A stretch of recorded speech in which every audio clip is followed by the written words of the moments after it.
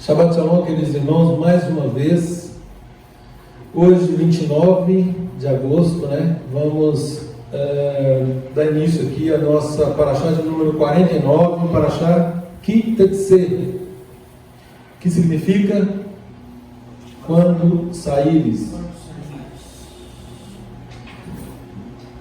Está em Devarim, Deuteronômio 21, 10 a 25, 19. A Haftarah está em Isaías 54, de 1 a 10, na Brit Hadashah, no Novo Testamento, Mateus 5, 27 a 30, e tem um salmo complementar aqui, que é o Salmo 32. Então, Ki Tetzeh, quando saíres. Por que desse nome? Como nós sabemos, há uma divisão da Torá, dos 5 primeiros livros da Palavra de Deus, em 54 porções, que tem a ver aí com o calendário lunar. 54 porções, divididas aí. Hoje nós estamos na porção 49, ou seja, faltam 5 porções para encerrarmos o estudo do livro de Deuteronômio, que é o último livro da Torá. E sempre fazemos correlação, pegamos esse alicerce, esse pilar, e fazemos a correlação tanto nos profetas quanto na Brit Hadashah, ou no Novo Testamento. Então, a exprão Ki Tetzeh, que significa quando saíres, é a primeira expressão referente à própria Parashá, que está no capítulo 21, no verso 10 a 12, diz assim: quando saíres a peleja, Ki Tetzeh, a peleja contra os teus inimigos, e Yahvé teu Deus os entregar nas tuas mãos, e tu deles levares cativos, e vires entre eles uma mulher formosa, e te afeiçoares a ela, e a quiseres tomar por mulher, então a levarás para casa, e ela rapará a cabeça e cortará as unhas. E aí no verso 21, 13, despirá o destino do seu cativeiro, ficará na tua casa, chorará seu pai e sua mãe durante 1 mês. Depois disso a tomarás, tu serás seu marido e ela tua mulher. Aqui nós temos uma orientação, uma determinação de Deus para aquelas pessoas que estavam em guerra. Então, assim, Deus, sabendo da condição humana, das fraquezas humanas, e aí, lógico, falando especificamente aí do homem, que em uma guerra, obviamente, ele está emocionalmente abalado, desequilibrado. Então, Deus permite, Deus abre uma exceção por conta dessa situação excepcional. Deus permite que ele despose uma mulher estrangeira. Regra geral, os filhos de Israel não se casarem com mulheres estrangeiras. Essa é a regra. Tem exceção? Tem. No caso de guerra, por exemplo. Só que aí Deus especifica algumas condições pelas quais ele tem que observar, pelas quais ele tem que passar por cada uma delas, para que ao final ele compreenda se de fato aquilo provém de Deus, se ela de fato será a sua esposa, a sua mulher, ou se foi só decorrência daquele estado emocional abalado por conta da situação excepcional de guerra. E aí a palavra diz, se você quiser tomá-la por mulher, levarás para casa e ela rapará a cabeça. Então, tem que rapar a cabeça, tem que cortar as unhas, tem que mudar as vestes, e tem que ficar 30 dias, tipo, de lado, um pouco de lado, para que ela chore ali Quarentena. Como? Quarentena. Quarentena, exatamente. Uma trintena. Oi. Realmente é uma exceção que está sendo aberta aí, mas mesmo assim, se imagina uma mulher com a cabeça raspada, com as unhas cortadas, que tem 30 dias para pensar se quer ela ou não. Exatamente. E se não quiser depois? Isso, aí Deus dá a ordem do que fazer. Você vai construir. Volta com ela para o lugar que ela estava. Mesmo com as 30 dias, vai ter ela como esposa, como mulher. físico, não só a participação de guerra, mas mesmo os hormônios na pele. Sim, claro, claro. Vai passar mais 30 dias em prova. E aqui, gente, o propósito de Deus aqui é para que o homem não seja enganado pela questão da própria aparência física, né? Por conta do estado dele ali de privação. Então, quer dizer, tem a questão hormonal, tem a questão da visão, ele está vendo aquilo, não, eu quero, né? Ele cobiça aquilo, né? Ele quer aquela mulher. E aí, para saber se de fato aquilo provém, se aquilo é certo ou não, tem esse procedimento. Pois não? Eu ouvi o Sadoc falando, ele é um juiz como você, né? E ele falando que há uma medida protetiva, e aquilo que você fala no espírito da lei, por que Deus colocou essa lei? Eu achei tão profundo. Ele fala do direito de guerra. Venceu a guerra, você leva os escravos com você e você faz o que você quiser com aquelas pessoas que você venceu outro povo, né? Se tornam seus escravos. Só que Deus colocou isso como medida protetiva para aquela mulher. Ele vai chegar e não vai usá-la aí, né, assim, dentro dessa necessidade aí. Ele vai esperar 30 dias. Se ela é tão premente assim, ele tem que aguardar 30 dias, né? E se ele amar, ele fica com ela. Se ele amar, ele vai tratar ela muito bem. Se ele não amar, ele é obrigado a devolver. Porque se ele não amar, ele podia continuar com ela como escrava e fazendo dela gato e cachorro, né? Gato sapato, né? Então eu achei muito lindo isso, que é uma medida de Deus protegendo os inimigos de guerra, né? Trazendo justiça. Um estudo que eu fiz lá pelo NAR, eu achei profundíssimo também, é que qual que é a prática dos soldados em qualquer guerra? Qualquer guerra. Encontra a mulher, ali desprotegida, ele é vencedor, Sim. ele estupra. Sim. Selvageria pura. Lascívia. Satisfação de lascívia. Olha o que a Adonai faz para os soldados de Israel. Eles vão lá vencer a guerra, mas eles não podem estuprar, não. Eles têm que quer casar com ela, leva e tem todo esse procedimento. Exatamente. Maravilhoso. Exatamente. É o padrão, essa é a espinha, né? Esse é o padrão, esse é o prumo de Deus para todo e qualquer tipo de comportamento. Não é só do povo de Israel. Foi dado ali, obviamente, com o propósito que isso fosse depois estendido a todas as outras nações. Isso é o amor de Deus, né? Exato. Ele compreende a nossa natureza, sabe como é que é, e permite que seja tomado, ainda que ele não queira. Exatamente. Mas ele prefere aceitar isso do que o soldado seja um violador. Exatamente.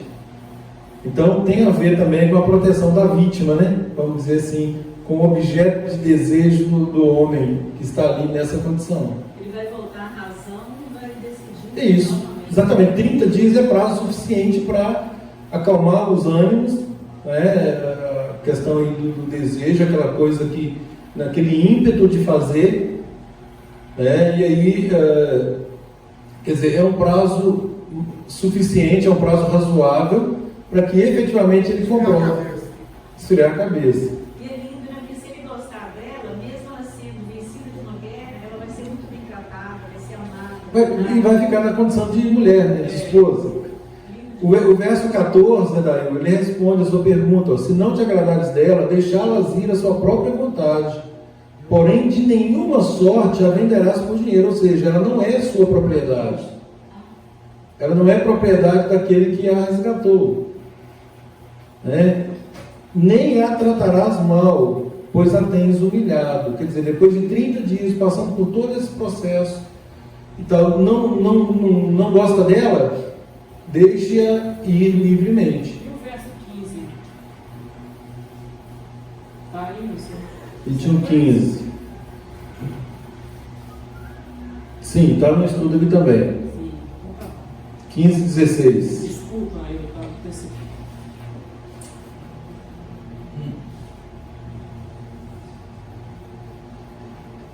Então, no verso 15 e 16, aí já está tratando de um outro assunto.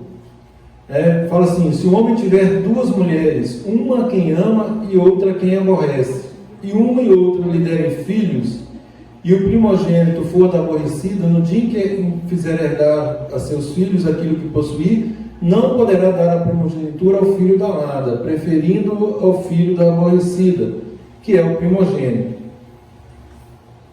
Pergunta daí. Essa aí aborrecida aí que teve primogênito dele, não é tipo um castigo, né? Não é uma bênção. Não, um castigo sim, da mão de Deus. Ele teve aquele. Aconteceu com Jacó. Aconteceu com Jacó, por exemplo. Né? Quem vai te dar o filho é aquele daqui, que não é amado dele. E vai ser honrado. E vai ser honrado, sim. Deus estabelece uma ordem e essa ordem ela é imutável. Imutável, assim, tem exceções. Né? Mas aqui nessa condição, Deus coloca o caráter de imutabilidade. Tá? Então, se tem duas mulheres, ele ama uma mais do que a outra. E aquela que ele ama mais, ou melhor, aquele que ele ama menos, lhe dá um filho primeiro, e depois a outra também dá um filho, ele não pode preterir o primogênito, ele não pode esquecer o primogênito daquela que ele não gosta tanto. Isso também é uma situação excepcional, daí, a questão de ter duas mulheres, né? Isso não é plano de Deus. Tá? Isso aqui são situações excepcionais. E nessas situações excepcionais, já se coloca isso aqui também como regra. Né? Falou, olha, se aquela que você ama menos te der um filho, né? Então, primeiro, lógico, ele é o primogênito, ele não pode ser preterido por aquele que venha um dia depois, por exemplo, da mulher amada. Entendeu? É nessa condição. E é interessante também, né, que a questão da poligamia, como bem tratou aqui no Paraxá, no livro de Nazareno, ela já era uma realidade da época quando a palavra foi manifestada, né? Uma decorrência lá da queda da mulher. Sim. Deus fez um homem e uma mulher, um Adão e uma Eva, né? E aí o homem, pela força, começou a ter mais mulheres. Deus apenas regulamentou isso, foi trazendo luz ao longo da palavra, da revelação bíblica, né? Como a questão da escravidão. Deus não é favorável à escravidão, mas ele regulamentou, tem que tratar com justiça e fazer assim, até chegar em Cristo, que é o ápice, né, da revelação de Deus para nós, né? Esse ápice aí, gente, é como aquilo que Paulo diz com relação ao alimento sólido. O ápice é o alimento sólido. Né? E muitas vezes tem que dar leite, voltar lá nos princípios elementares. Então, nesse aspecto aí, é que trabalha-se a questão de a solidez daquilo que vem se aprendendo, a questão do decurso de tempo. Aquilo que vamos aprendendo e vai solidificando e vamos praticando. Por exemplo, se o nosso filho pergunta, o Heitor, por exemplo, 4 anos, Elza? 4 anos. Se o Heitor, com 4 anos, fizer uma pergunta para a Elza e para o Hector assim, como que eu nasci?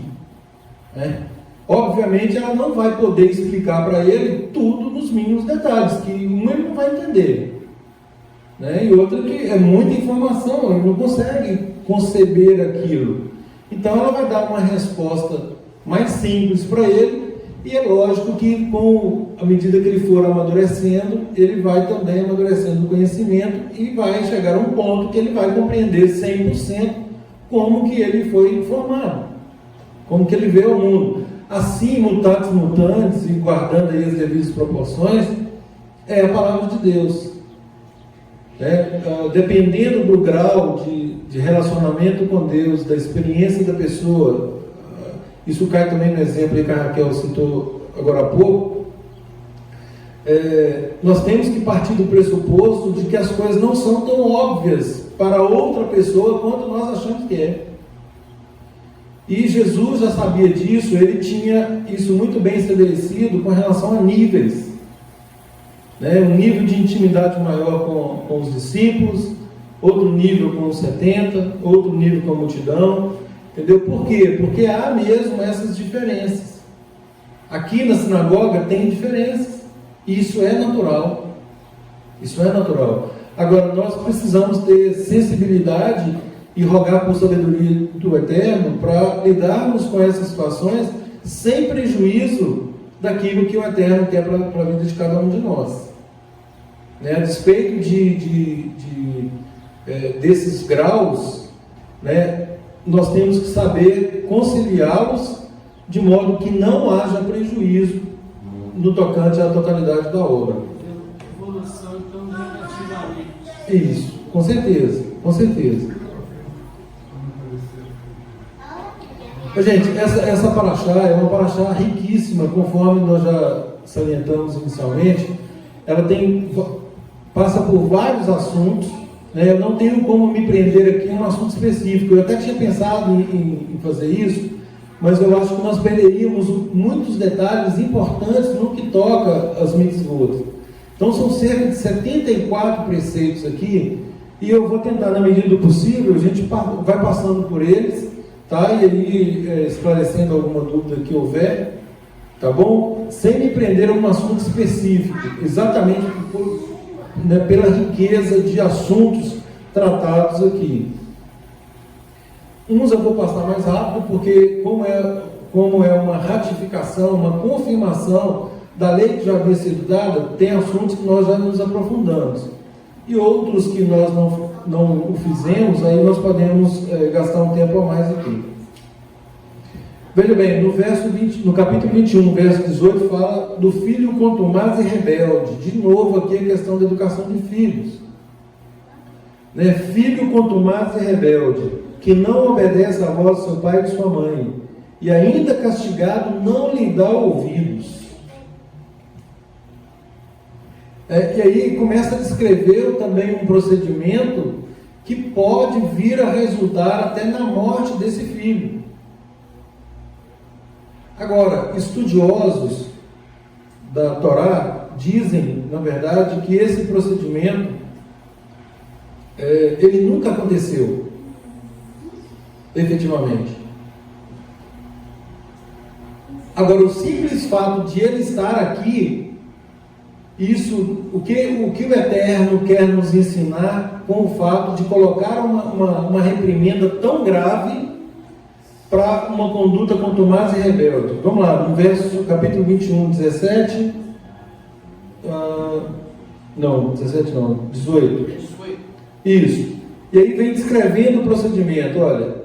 E ainda castigado não lhe dá ouvido, seu pai e sua mãe o pegarão e o levarão aos anciãos da cidade, à sua porta, e lhes dirão: este nosso filho é rebelde e contumaz, não dá ouvidos à nossa voz, é dissoluto e beberrão. Abri um parênteses aqui, gente. Esse dissoluto e beberrão, eles tentaram acusar Yeshua, quando ele estava lá comendo e bebendo, ele foi chamado de dissoluto e beberrão. Eles tentaram imputar esse pecado a ele para apedrejá-lo. Como se ele estivesse desobedecendo o pai. Isso, como se ele estivesse em rebeldia aos pais. Tentaram imputar a ele esse delito, esse pecado.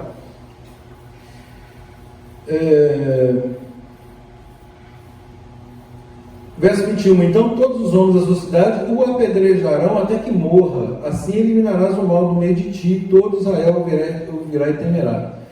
O que isso significa? Significa que os pais, sabendo que o filho contumaz e rebelde pode vir a sofrer uma pena dessa, o que isso comunica aos pais? Evitar que seja rebelde, ensinar ele. Ensina o filho caminho que deve andar. Isso, é fazer com que o filho compreenda, seja disciplinado na palavra e que ele tenha temor do Eterno, para que isso não venha a ocorrer. Para gerar temor no coração. Exatamente. Então é um procedimento que, segundo os estudiosos, na verdade ele nunca aconteceu. E aí os argumentos são tanto formais, com relação ao procedimento que o Beit-Din exigia para que houvesse o apedrejamento, quanto também no tocante ao ensino da palavra aos filhos, com o objetivo de se evitar, claro, que se chegasse a esse nível de reprimenda.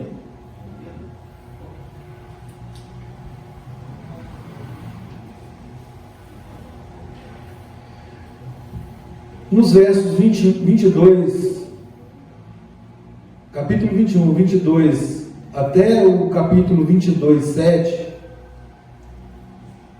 um assunto aqui de suma importância que tem a ver aqui com o próprio Messias.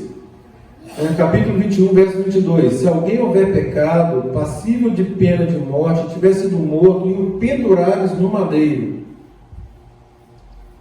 Verso 23. O seu cadáver não permanecerá no madeiro durante a noite, mas certamente o enterrarás no mesmo dia, porquanto o que for pendurado no madeiro é maldito de Deus. Assim não contaminarás a terra que o Senhor teu Deus te dá em herança.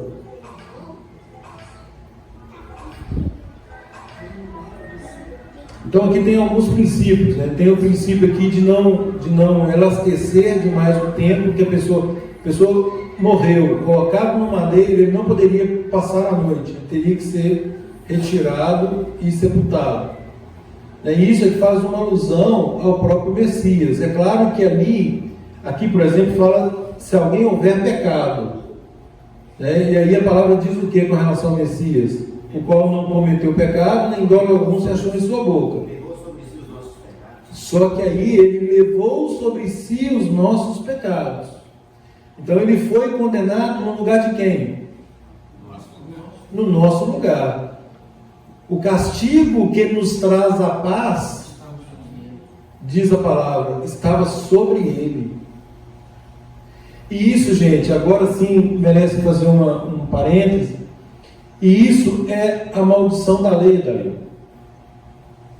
Entendeu? Qual é a maldição da lei? A maldição da lei é a pena que a lei aplica. Deus estabelece um princípio. Qual que é o princípio? Toda alma que pecar, esta morrerá. E esse toda alma aí não está falando de espírito, nada disso, é toda pessoa. Alma aí é pessoa. Toda pessoa, todo ser humano que pecar deve morrer. Então, a partir do momento que houve o pecado inicial lá no Éden, isso foi passado para toda a raça humana. Então, quando pecamos, o salário do pecado é a morte. Nós deveríamos morrer.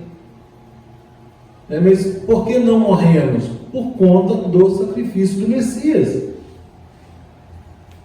O castigo que nos traz a paz, se hoje nós temos essa paz de não morrermos, é porque esse castigo estava sobre o Messias.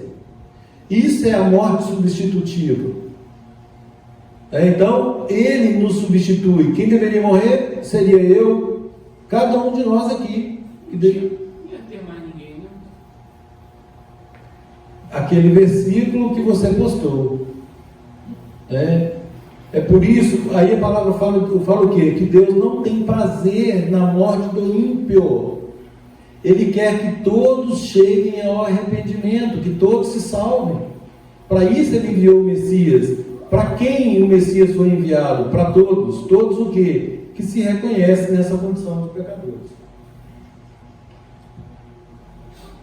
Reconhecendo a condição de pecador, reconhecendo que o castigo que foi para ele, na verdade, ele é nosso, aí sim nós somos reputados a partir de então como sendo filhos de Deus. E Deus não pune o pecado duas vezes, porque já puniu no filho dele, e aceitou o sacrifício uma vez por todas, um único sacrifício. Por isso nós devemos reverenciar, nós devemos ser gratos ao sacrifício do Messias. Porque Deus, o Pai, estava em Cristo reconciliando consigo o mundo, por meio desse sacrifício descrito lá em Isaías 53. A palavra diz que a Deus agradou moê-lo. Moê-lo. Nós sabemos as condições duras em que Cristo padeceu. Isso para mostrar a gravidade do nosso pecado. Então, quando diz não estamos mais debaixo da lei, significa que nós não estamos debaixo dessa maldição da lei. Agora, é óbvio que nós somos regidos por uma lei. E qual lei? A Torá. É a santa, boa e justa lei que Paulo fala lá em Romanos 7. É a lei pecado? De forma nenhuma. Ao contrário, a lei é santa, justa e boa. Mas eu não conheceria o pecado se a lei não me disser. Ou seja, nós sabemos que é pecado porque a lei descreve como pecado, é igual crime. Né? Existe um princípio no direito que fala que não há crime sem lei anterior que o defina, nem pena sem prévia combinação legal. Com relação à lei de Deus é a mesma coisa. Não há pecado se a lei não disser que é pecado. Porque pecado é a Transgressão da lei. transgressão da lei. 1 João 3,4. Pecado é a transgressão da lei. E aí, para aquelas pessoas que dizem que não há lei, que nós estamos debaixo da graça, como? Primeiro que sempre foi graça, desde Adão. O fato de Adão e Eva não terem sido eliminados ali na hora é a graça de Deus manifestada ali. E sempre foi graça, nunca deixou de ser graça. Pecado é transgressão da lei. 1 João 3,4. De Deus, né? Claro. Não é do homem. Ele pensa que é do homem. Como assim? Esse povo, incrédulos, pensa que é a lei do homem. Não a lei de Deus. Não volta na Torá. Não, pelo contrário. Veja bem, nós estudamos semana passada para achar Shoftim, que fala do absoluto da lei de Deus. E aí, o absoluto da lei de Deus colide. Quando esse absoluto colide com a vontade humana, o que prevalece? A lei de Deus. Óbvio, claro. Citamos vários exemplos. Por exemplo, o aborto. O aborto, por exemplo. Deus condena. E a lei humana hoje ela autoriza. Autoriza por causa de estupros, extorsivo. Então, mas não tem essa exceção da lei de Deus. Teve recente uma criança de 10 anos, Sim. forçada, então, Sim. Sim. É contra a lei de Deus? Claro. Claro. Claro. Mas essa criança vai morrer, não? Se ela gerar essa criança, não. Não, quem garante que vai morrer? Quem garante que vai morrer? Tem que ter um movimento. Sim. Mas isso é o que a Maria Lúcia falou agora há pouco, Adailson, são fragmentos de um movimento diabólico que pega um exemplo desse para tentar colocar isso como regra. Isso é a janela de Overton, que vai colocando isso cada hora num determinado ponto, para na hora que a gente assustar, isso já é absolutamente normal. Você quer ver? Essas mesmas pessoas que defenderam esse aborto, elas abraçam as seringueiras, choram pelos filhotes de coruja que serão mortos com desmatamento. As baleias no Mas oceano. vão para as ruas clamar pela legalização do assassinato de filhotes humanos. É de chorar. Entendeu? É de chorar. Pegam a excelência da criação de Deus e colocam em 10º lugar, 10º plano. Primeiras baleias, primeiros filhotes de coruja. Estados Unidos, cachorro tem mais valor que o mundo. Entendeu? Vão invertendo os valores, subvertendo, e quando nós assustamos, aquilo já está sendo imposto garganta abaixo. Entendeu? Então, por isso nós dizemos o quê? A palavra de Deus ela é absoluta, nós nos norteamos por ela. E aí, se houver colidência entre a vontade humana, a lei humana e a lei de Deus, nós temos que obedecer à lei de Deus. Entendeu? Então, encontra na palavra de Deus, que é absoluta, esse limite de atuação humana.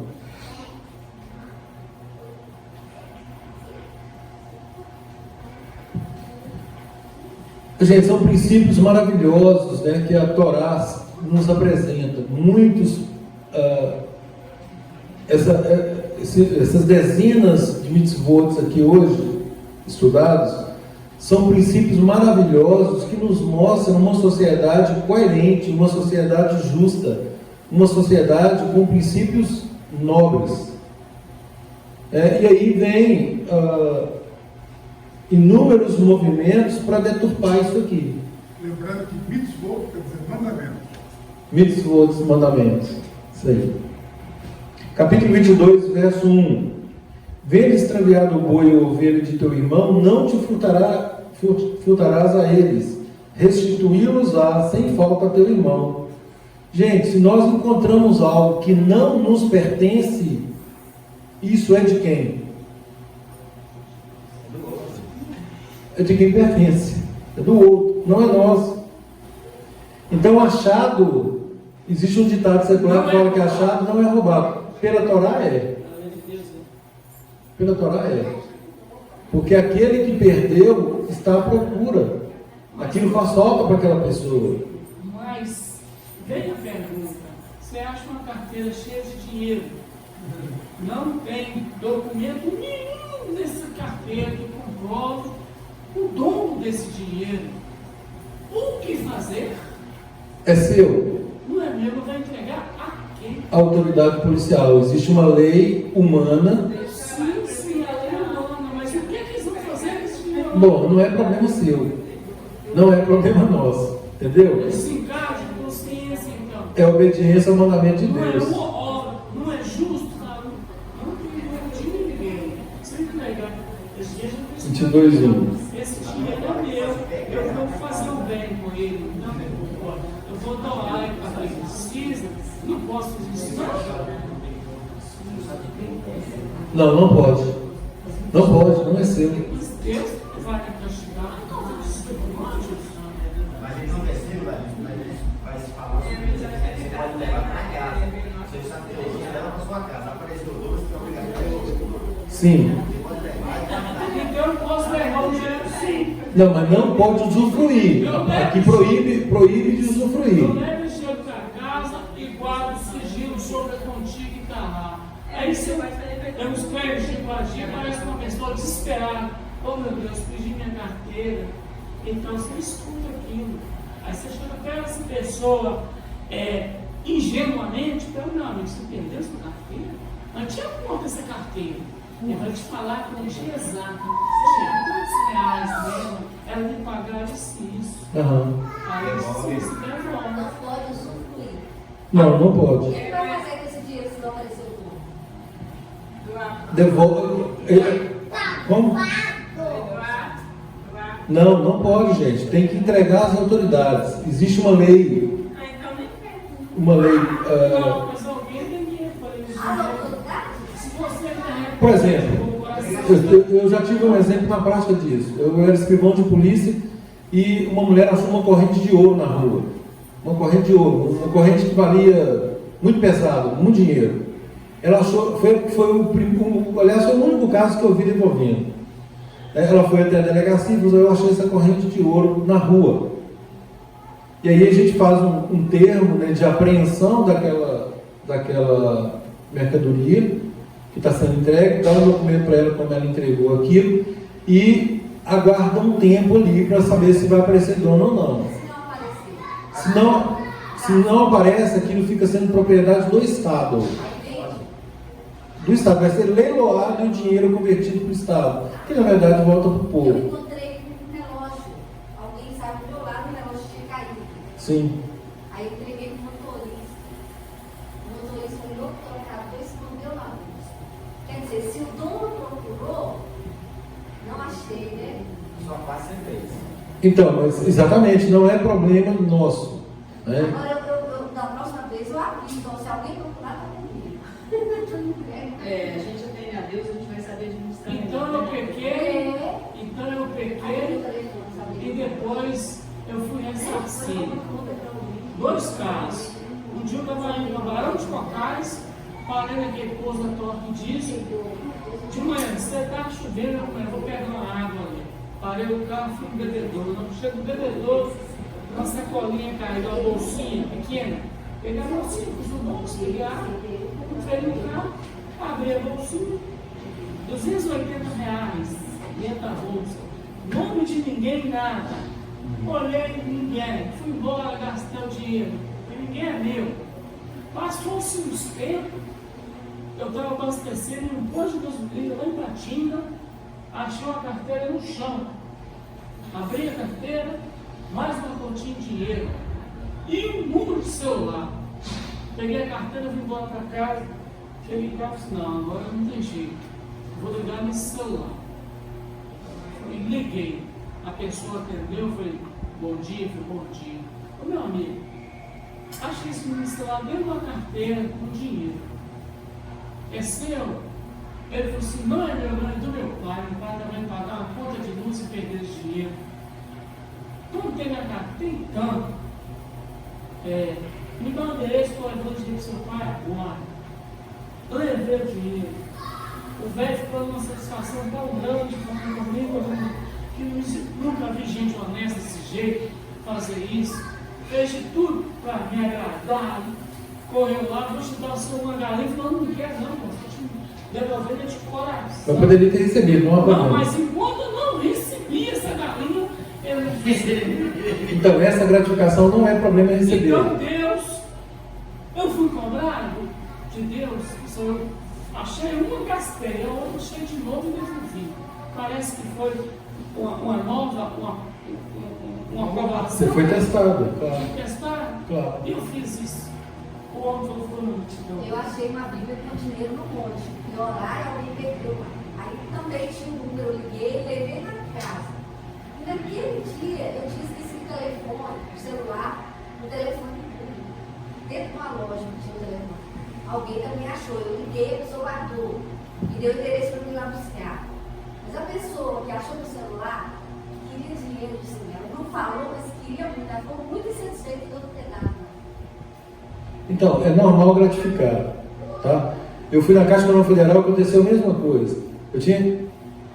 Nós viajamos para Israel no ano passado, e eu esqueci meu telefone no aeroporto de Lisboa. E acabou que eu não achei, porque era um voo, estava indo de Lisboa para... Antes de Turquia. Lisboa, Turquia e Israel.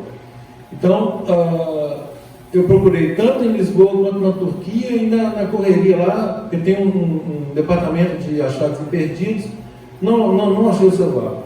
Aí cheguei aqui e comprei outro. Coincidiu que a tia da Maria Lúcia estava nos Estados Unidos, eu liguei para minha irmã e disse, olha, compra um celular aí para mim, $1.300. Compra o celular para mim e tal, e manda com a tia da Maria Lúcia. Aí veio, na hora que chegou aqui, na primeira semana, fui à Caixa Econômica Federal aqui na rua de baixo, e usando o caixa, esqueci meu telefone lá. Na hora que cheguei em casa, eu falei assim, não querida, meu telefone não está aqui. Aí eu olhei no carro, não estava, eu falei assim, puxa vida, eu acho que eu esqueci no banco. Na mesma hora eu peguei o telefone dela e liguei para ele. Aí o rapaz atendeu, e aí eu expliquei, falei assim, eu perdi meu celular, você está onde? Não, eu estou aqui em frente à caixa, você deixou no caixa eletrônico. Não, só um minutinho que eu estou indo buscar, não, eu estou te aguardando. Aí eu já cheguei pronto para gratificá-lo. Pela Torá, tem que gratificar. Eu falei com a senhora no dia. Não há problema, assim, eu me senti compelido a fazer isso, porque na hora que eu pensei no prejuízo que eu ia tomar, entendeu? E foi um lapso meu. Eu gastei dinheiro, gasolina e risco de bater o carro e não levar essa Bíblia lá na casa da pessoa. Você está fazendo bem, fazendo a sua parte. Nós não podemos fazer com a intenção de ser recompensado. Buscar o celular na casa da mulher. Aí eu vi a satisfação dela, eu falei, né, como é que é as coisas? Eu achei o dinheiro, fui lá entregar na casa da mulher agora só não está entregando o celular. Mas eu vi a satisfação dela. Eu acho estranho eu ter que pagar alguém, poder comprar uma coisa que é minha. Ou eu pagar alguém. Não é pagar, né? Não é pagar. É muito estranho se tiver que pagar. Seria extorsão, né? Se alguém exigir para entregar, isso aí já virou extorsão. Isso é crime. Isso é crime. Entendeu? É igual, por exemplo, eu poderia ter chegado nesse rapaz, pegado meu celular, muito obrigado, Deus te abençoe e tal, e pronto. Não estaria cometendo nenhum delito. E ele, por sua vez, é lógico que ele ia ficar frustrado, porque eu achava o telefone, puxa vida, ele. Nossa, eu tive. Então, assim, quando eu gratifiquei, ele ficou satisfeito com a gratificação e eu muito mais de ter localizado meu celular. Entendeu? Aconteceu comigo, eu achei um dinheiro também enrolado numa conta de luz. Era 300 e poucos reais. E aí a conta de luz, é claro, estava com endereço. Né? Aí eu fui, entreguei para a pessoa, nem obrigado falou. Entendeu? Agora, a minha obrigação eu fiz, que era entregar, eu sabia de quem era. Não tem jeito. Presta atenção, o que diz aqui? Olha o desfecho do mandamento. Não, Daí, não tem que pedir desculpa não. Olha você ver, vendo extraviado o boi ou ovelha de teu irmão, não te furtará eles. Restituí-los-á sem falta teu irmão. Aqui está dizendo o quê? De algo que nós sabemos de quem é, né? Agora vamos lá, vamos prosseguir. Se teu irmão não for teu vizinho, ou tu não o conheceres, olha aqui, gente. Então agora nós não sabemos de quem é. Nós não conhecemos de quem é. Recolhê-los-á na tua casa, para que fiquem contigo até que teu irmão os busque e lhes restituas. Então, ou seja, você pode até levar para casa e guardar, mas você vai saber que quando aparecer você tem que devolver. Presta atenção, olha o verso 3. Assim também farás com o seu jumento, assim farás com as suas vestes, o mesmo fará com toda coisa que se perder do teu irmão. Mas claro que é isso. Ou seja, qualquer coisa que você achar, né, qualquer coisa que se perder do teu irmão e tu achares, não te poderás furtar a ela, ou a ela, no caso. O jumento que é de teu irmão ou o boi, não verás caído no caminho, e a eles te furtarás, sem falta o ajudarás a levantá-lo. Outra situação, né? Se vê uma situação lá que está impondo algum risco para um bem de outra pessoa, nossa obrigação é voltar aquilo, eliminar aquele risco. Então a ordem da Torá é para que aquilo que não é nosso, nós não devemos nos apoderar seja lá de animal, de vestes, de qualquer coisa. Entendeu? Mas o que nós vamos fazer? Entrega para a autoridade, já é problema da autoridade.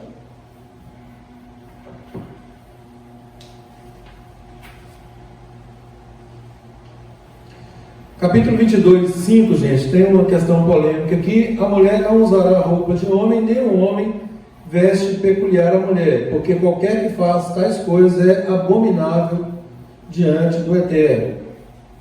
Isso aqui, gente, isso é o travestismo, né? É homem vestir roupa de mulher e mulher vestir roupa de homem. Isso é uma festa de carnaval, que só existe. Seja lá em que situação for, é pecado. Está transgredindo a Torá. Homem não veste roupa de mulher e nem mulher veste roupa de homem. Tá? Essa é a regra. Agora, olha que princípio interessante, aparentemente muito simples, mas muito profundo e interessante. Capítulo 22, versos 6 e 7. Se de caminho encontrares algum ninho de ave, em alguma árvore ou no chão, com passarinhos ou ovos, e a mãe sobre os passarinhos ou sobre os ovos, não tomarás a mãe com os filhotes, deixará ir livremente a mãe, e os filhotes tomarás para ti, para que te vá bem e prolongues teus dias. Comentário, gente, desse versículo. Um de cada vez. Aquela questão dos princípios que a Torá. Toda a lei de Deus, justiça, misericórdia, fidelidade. Então, aí está apresentando uma questão de misericórdia, né? Misericórdia com quem? Vou passar nunca. O pai e a mãe, honrar o pai e a mãe.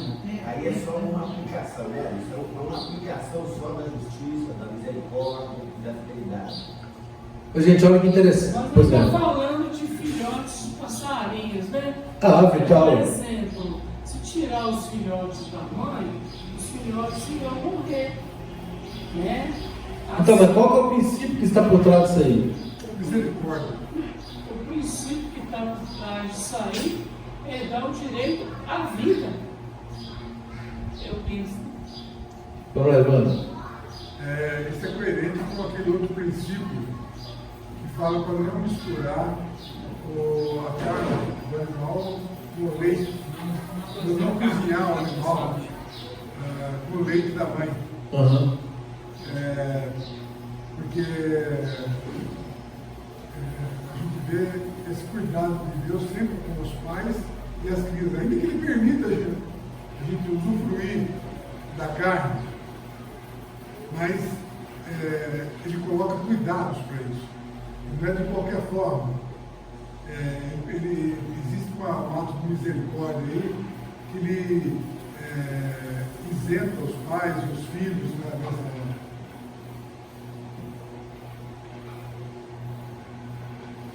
Gente, quando a gente lê um versículo desse, inicialmente nos vem à mente o quê? Muito simples, né? Deus está tratando aqui de passarinho, de uma ave, né? Se de caminho encontrares algum ninho de ave, em alguma árvore no chão, com passarinhos ou ovos, e a mãe sobre os passarinhos ou sobre os ovos, não tomarás a mãe com os filhotes. Deixarás ir livremente a mãe, e os filhotes tomará para ti. Então Deus está preservando aqui a mãe. Agora, interessante que os estudiosos falam, e aí por que isso? Para que te vá bem e prolongues os teus dias. Gente, olha a riqueza da Torá. São duas promessas de prolongamento de dias na Torá. Qual é a primeira? Gente, preste atenção. Honre teu pai e tua mãe para que te vá bem e sejam longos os teus dias sobre a terra que Adonai teu Deus te dá.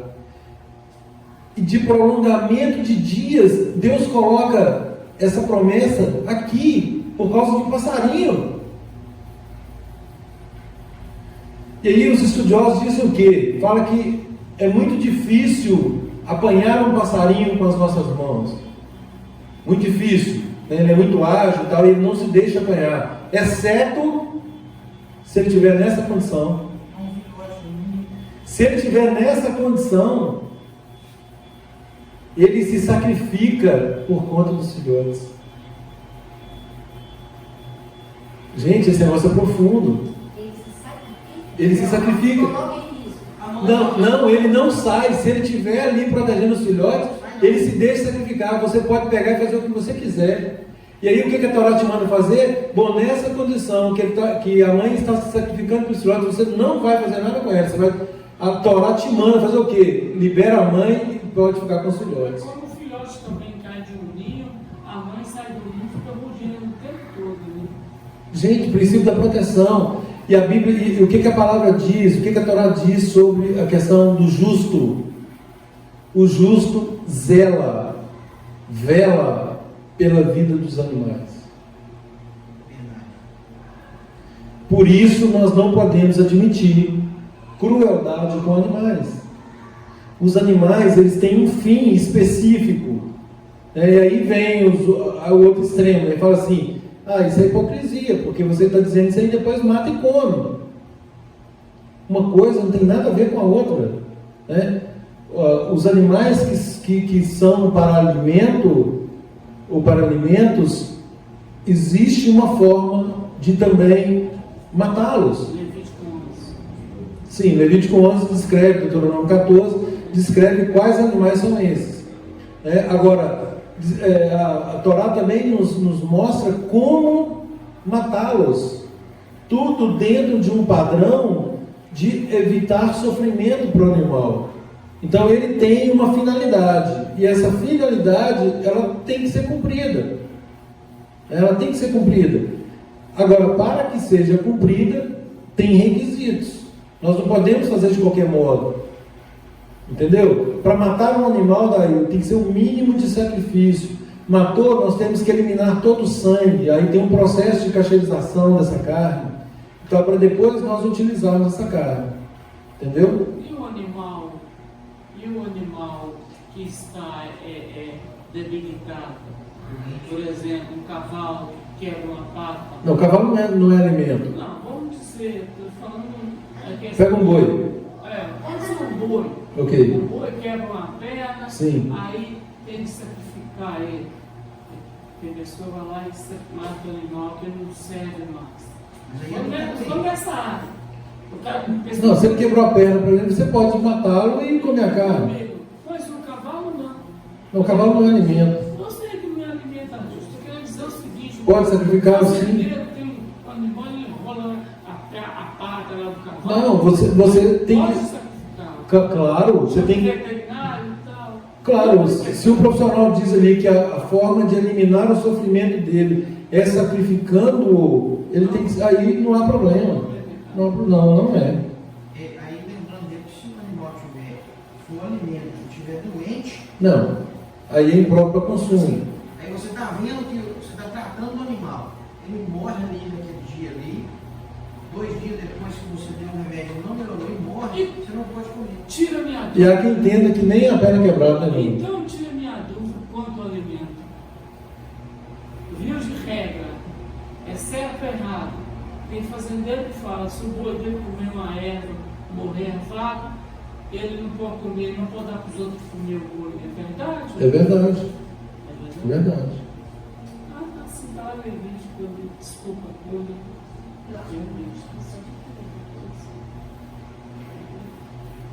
Para que o animal seja consumido, ele tem que ser morto, o sangue você tem que fazer a degola, o sangue tem que jorrar ali para que ele seja apto ao consumo. Mais uma mitzvot aqui, mais uma mitzvah, né? Quando edificares uma casa nova, far-lhe-ás no terraço um parapeito, para que nela não ponhas culpa de sangue se alguém de algum modo cair dela. Olha para você ver que interessante. Olha, a Torá tratando de um princípio de construção civil. Segurança, né? Princípio da vida. A gente sabe, né? Princípio da vida, mas isso está tratado na Torá. Muito interessante. Né? Visa, obviamente, a proteção da vida. Antigamente, quando, por ocasião aqui da Torá, as pessoas ficavam muito em terraços. Tinha aquela coisa de observar, né, a natureza, as estrelas e tal. Então tinha que tomar esses cuidados aqui para a pessoa não cair de lá. Inclusive, Rodrigo, você que está fazendo casa de 2 pavimentos, eu vi lá que não tem nenhum problema, né, assim, de parapeito e tal. Tem que atentar para isso. Agora para você ver, a Torá regulamentando o princípio de construção civil. Lembrando que isso aí é apenas um exemplo. Eu fiz o que eu estava comentando das caras ali, virando. Você colocou um parapeito lá. Não. Eu não peguei a mensagem do parapeito, como é que é o negócio aí? Capítulo 22, verso 8. Quando edificares uma casa nova, far-lhe-ás no terraço um parapeito, para que nela não ponhas culpa de sangue, se alguém de algum modo cair dela. Então estou dizendo que é um princípio de construção civil estabelecido pela Torá. Fez casa alta, coloque proteção, né, para que ninguém venha cair de lá de cima. E é interessante que os pais, aqui no Brasil, por exemplo, muitos são presos se um filho cair e morrer. Adeus. Oi. Lembrando que isso aí é um exemplo de aplicação para a gente não criar condições inseguras. Sim, com certeza. É isso aí. Casca de barulho. Isso vale para outros casos. Nós temos que pegar esse exemplo e jogar para outros casos. Para tantos outros casos. Princípios de segurança, sim, sem dúvida. Sem dúvida. Nós temos que tentar, gente, isso é excelência de comportamento. Tentar, em todos os meios, né, disponíveis, eliminar riscos. Você vê uma pessoa em perigo iminente, automaticamente você toma iniciativa. Não vai, fulano, você vai cair nisso. Então o ser humano aí tem que ser protegido em todos os aspectos. Né? 22:9, olha, mais um princípio, mais uma mitzvah. Não semearás a tua vinha com 2 espécies de semente, para que não degenere o fruto da semente que semeaste e a messe da vinha, a colheita, né?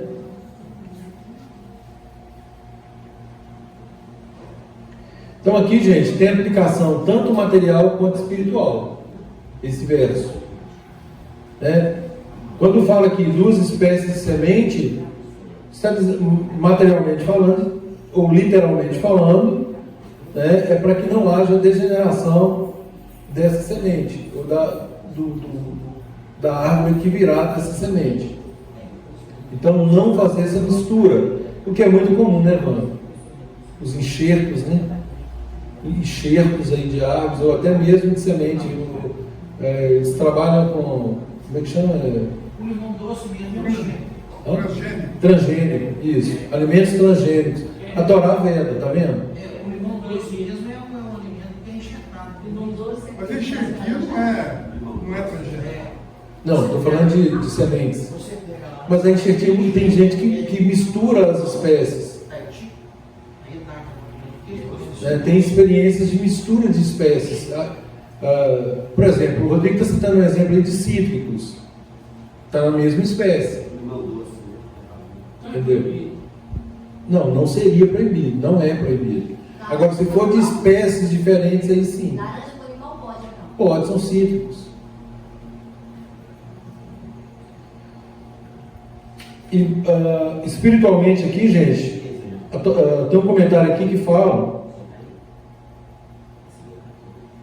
né, que isso tem a ver com a questão de não misturar também a pureza da palavra com culturas pagãs. Então, é uma aplicação aqui de modo espiritual. Então, o que sempre enfatizamos aqui é que nós temos o norte. Qual que é o norte? A Torá. A partir da Torá, deflagra todos os demais mandamentos, todos os demais ensinamentos. Nenhum ensinamento da Brit Hadashah, do Novo Testamento, colide com a Torá. Esse é um princípio máximo de interpretação. E aí o que vem o seu amigo lá, por exemplo, dizendo que nada disso, né? Nós não temos mais que cumprir a lei. Dentro da graça. Então, podemos fazer o que quisermos, né? Se a coisa é assim, e sabemos que não é assim, porque não podemos fazer o que queremos. E no mundo animal, a respeito do estrangeiro que falou aí? Tudo proibido, tudo proibido. Cavalo com égua, nasce, tem gente que mistura uma raça com a outra para nascer outra. Exemplo, ele está falando para cruzar cavalo. Pois é, não pode. Com égua, Cruzar égua com jumento, nasce com mula. Está na mesma espécie, não tem problema. Isso aí não tem problema. A questão são espécies diferentes. Pode nascer uma vespa também, sabia? Verdade. Oi? Pode nascer uma vespa. Sim. Vespa é uma mula que cria. Ótimo. Depende da temperatura, do sangue do cavalo. Gente, essa mistura aqui tem a ver com jugo desigual também, tá? Isso tem a ver com jugo desigual até nos negócios. Um princípio aqui de que um ímpio não pode, ou melhor, aquele que serve a Deus, que obedece o princípio da palavra de Deus, não pode ter como sócio um ímpio. Não pode ser jugo desigual também. Isso vale para o casamento e vale também para os negócios, qualquer tipo de sociedade. Porque se um não tem temor de Deus, Exato. a obrigação, né, também. Não pode associar. Não pode. Agora, um outro princípio interessante: não te vestirás de estofo de lã e linho juntamente. Quero ouvir. Por quê? Não sei não. Hoje Vou é questionar, não sei. são da mesma espécie, Por quê? mas não deve ser de origem animal, não deve ser artificial. Vegetal? Mas o problema é que eles não se misturam. Quando você faz a tecedura, ela não fica firme, ela fica uma tecedura que escorrega, né? Ela esgarça, porque as naturezas são diferentes.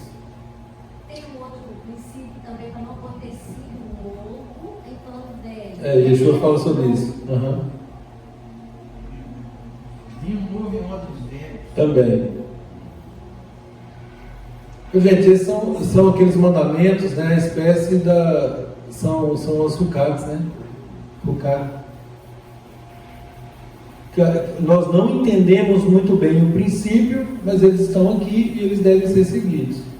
E tem esses vários argumentos que vocês mencionaram aí. Um é animal, o outro é vegetal, aí eles não se misturam, tem a questão de tessitura e tal, enfim, várias explicações aí, mas a Torá não deixa claro exatamente por que Deus ordenou. Fato é que ordenou. Posso fazer um comentário sobre isso? Pode. É que não se deve colocar vinho novo em vinho velho, porque o vinho tem um tempo para maturação, para ser guardado. Uhum. Mas o odre, que é feito de pele, também tem um tempo. E antes do tempo do vinho ficar bom, o odre vai estourar. Você vai perder o vinho. Yeshua explica isso, né? Ele já deixa isso muito claro. Capítulo 22, versos 25 e 26. Amor, só repassando aqui, lembrando aqui de novo, você falou dessa questão aí do como é que chama? Rucat. Na Paraxá 39 nós estudamos isso, né? Inclusive a Paraxá se chama Rucat. Então aqui no Numérico são 4 Rucat. O judeu casar-se com a filha do irmão, a gente não entende, a proibição de roupas com essas duas misturas aí de lã e linho, morte de um bode no Yom Kippur e a vaca vermelha. Isso. 4 mandamentos que ninguém soube explicar ainda o motivo. Exatamente. Isso a gente deve obedecer por questão não. Exatamente. Você vai falar do 12, não? 12. 22, 12. Deixa eu ver. Tzitzit. Isso aqui nós já estudamos, mas algum. Não é só. Aqui, ok, entendi. Verso 12. Farás bolas nos 4 cantos do manto com que te cobrires. O que é isso? Memorial, né? Então, o que é isso? Tzitzit. Vou lembrar dos mandamentos. Isso, aí tem um fundamento aqui, ó, daí, olha. Eu estou usando, tá vendo? Isso aqui, ó. Mandamento, tá aqui. Chama de tzitzit. Borlas. Então, farás borlas nos 4 cantos do manto com que te cobrires. Entendeu? Isso aqui é para lembrar os mandamentos. Do mesmo jeito que a gente coloca ali, tem, por exemplo, a nossa casa tem, a casa de todo mundo aqui tem. Na verdade, a mulher do fluxo de sangue, ela tocou no tzitzit De Yeshua, isso. Quando fala que ela tocou na orla do vestido dele, né? Estava tocando nisso aqui, ó. A minha versão, ela fala assim: faça para si mesmo cordões lançados nos 4 cantos da roupa que usar. Isso. É mais abrangente.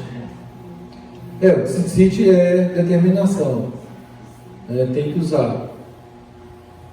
É mandamento.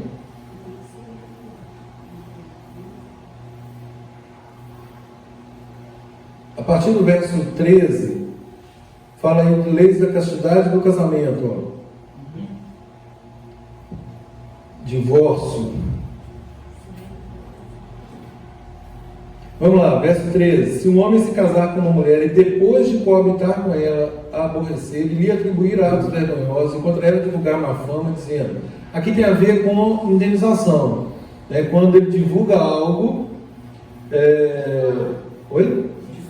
Isso, quando ele difama a moça, aí tem o procedimento aqui do que fazer para que aquilo seja apurado e eventualmente vem aí uma condenação, uma indenização por dano moral. Né? Olha que você vê, o dano moral já estava lá na Torá e só foi criado aqui muito recentemente.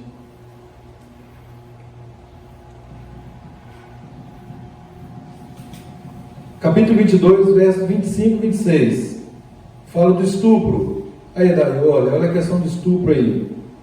Se algum homem no campo aqui numa situação específica, no campo, achar a moça desposada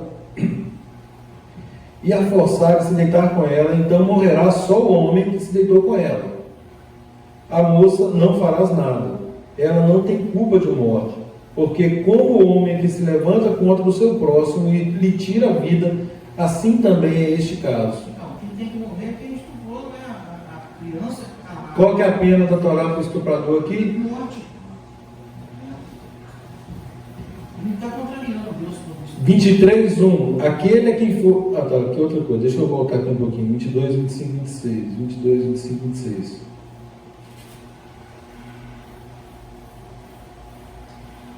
Já leu esse? Passou. Não, pois é, mas eu quero ver aqui as outras condições. Ela é terreno dentro da cidade. Que diferença na cidade e no campo. Assim. Está em qual versículo aí hoje, né? Aquela 22. Ah, não, 23. Não, aqui é adultério. É o 23. Ah, tá, deixa eu voltar aqui no 22 aqui, gente, falando do adultério. Presta atenção aqui na lei do adultério. 20, deixa eu ver.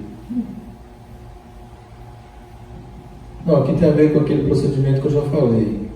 Então tá, 22, adultério. Se um homem for achado deitado com uma mulher que tem marido, então, quem morrerá?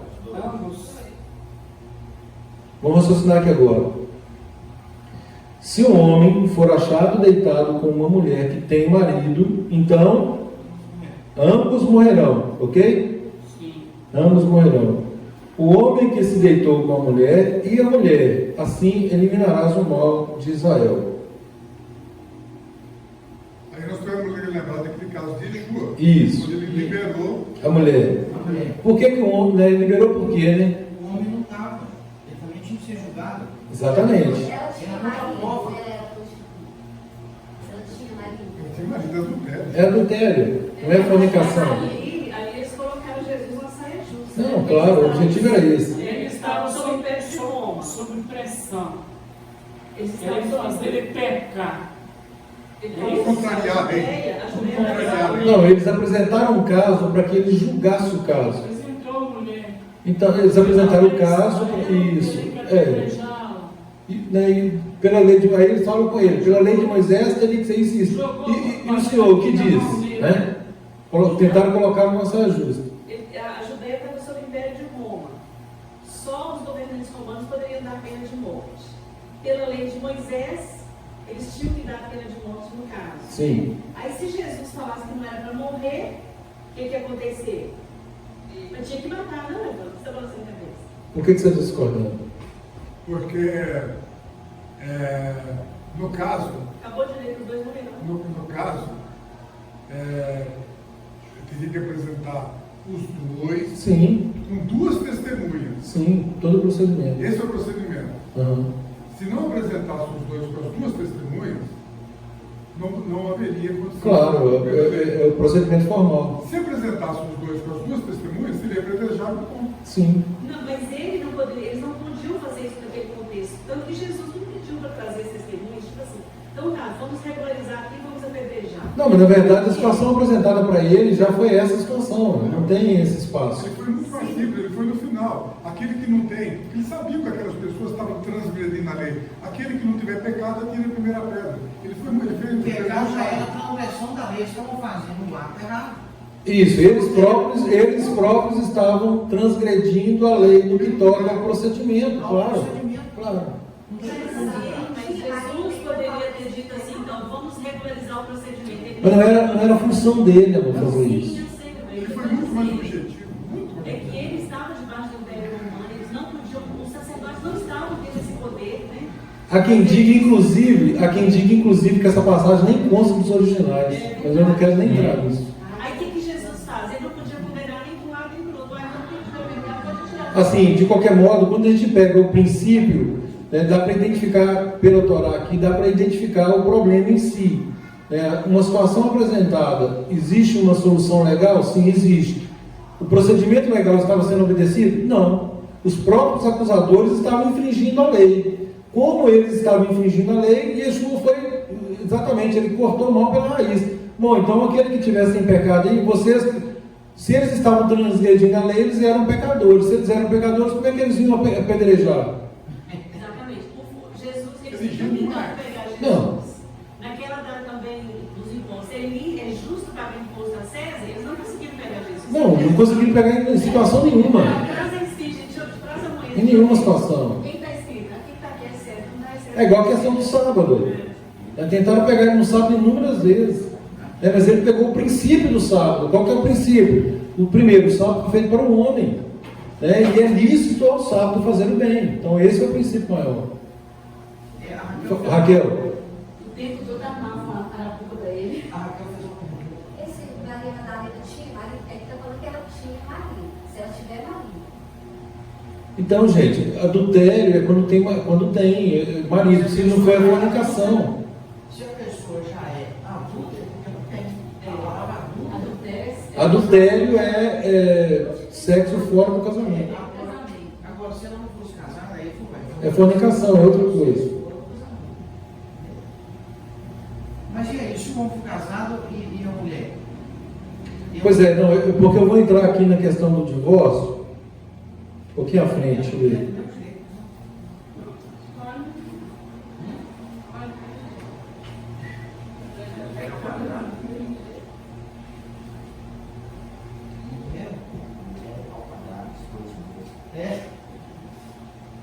Mas, gente, vamos lá, vamos prosseguir aqui, depois eu volto nessa questão aqui desses dois, que foram pegos em adultério. Capítulo 23, verso 1: aquele a quem forem trilhados os testículos ou cortado o membro viril, não entrará na Assembleia de Deus. Como assim? 23, capítulo 23, verso 1. Aqui está falando do eunuco.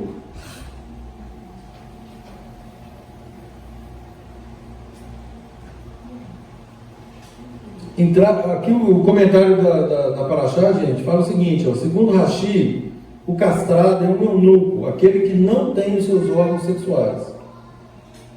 A proibição de entrar na congregação de Adonai significa que não pode desposar uma mulher israelita, por não ter a capacidade de gerar. A Torá proíbe a esterilização de homens e animais. Inclusive eu falei isso com a minha irmã semana passada, que ela estava querendo esterilizar um cachorrinho. Misericórdia, fazer isso com um cachorro? E aí, gente, proíbe também a esterilização humana, tá? Proíbe o sexo anal. O homem Claro que proíbe. está cheio de filhos de casa, no cavalo. Gente, Ué, tem um cara que não. a dependência de Deus é isso. E a mulher pode fazer. É você levar uma vida de acordo com os planos de Deus. Isso é viver para Deus. Porque você não pode. Se eu tiver um ou tiver 20 filhos, é a vontade de Deus. Mas tem que ter condição de tratar. Não, aí eu sou. Condição de tratar. Eu posso. Condição, toda a provisão ela vem de Deus, ela não vem da pessoa, não. É engano. Viver o Shabat. É viver o Shabat. Eu posso dar um exemplo? Aham. Eu tenho uma prima que. Vamos ouvir o exemplo do Rodrigo. Mas esse princípio da mulher aí, qual que é o princípio da mulher de adúltera que foi pega, que nós remetemos Jesus? 22.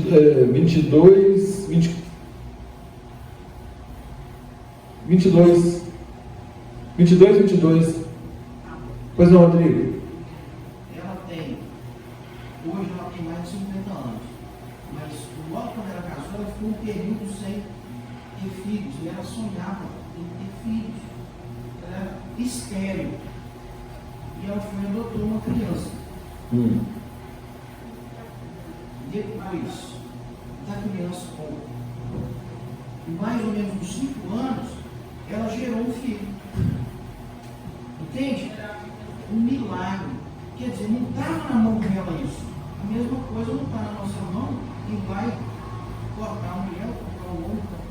Tanto faz. Não, isso até que está na nossa mão, nós não podemos fazer. Não está na nossa mão. O direito é nosso de dar vida. É igual a questão da mão, como é que nós matamos? Não pode, claro. É? É da mesma forma. Essa questão da adoção é interessante, que nós conhecemos, eu e Maria Luz conhecemos casal também que adotaram e depois que adotaram tiveram filhos biológicos, Entendeu?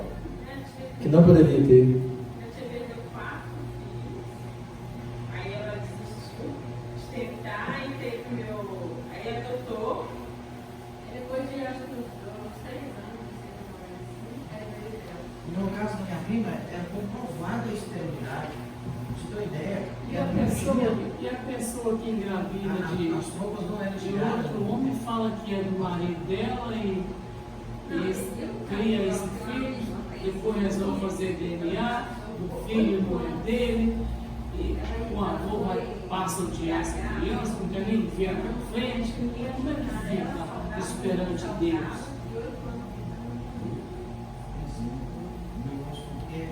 Vamos ver se eu te respondo isso no verso 2 do capítulo 23. É o próximo versículo. Eu estou dizendo, tem um processo. Não, não tem problema não.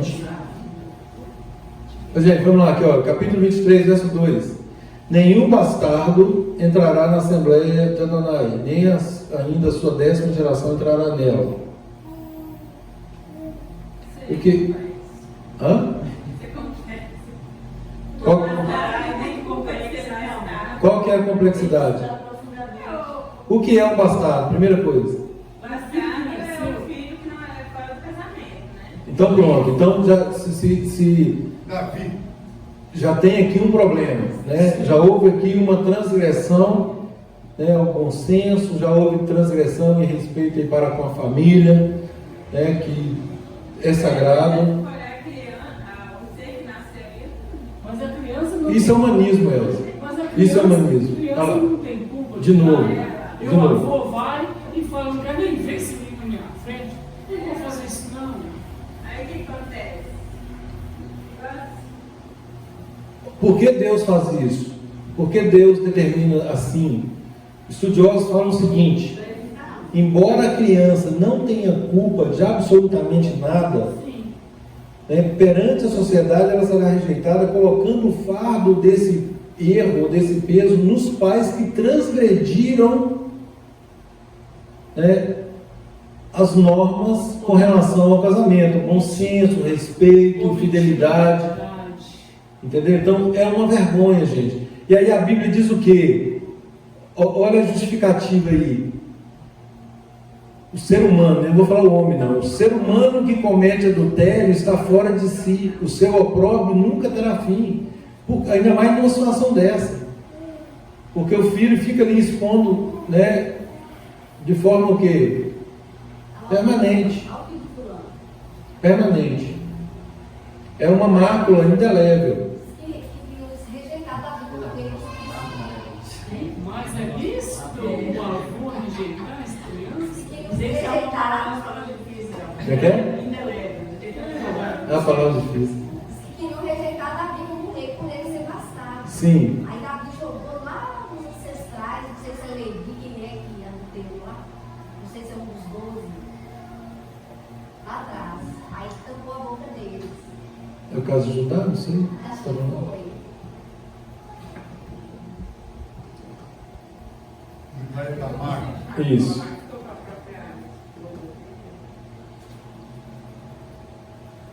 Então, gente, tem duas situações aí, duas situações em que a Torá ela coloca como sendo vergonhoso, né? A questão do adultério e a questão também do incesto.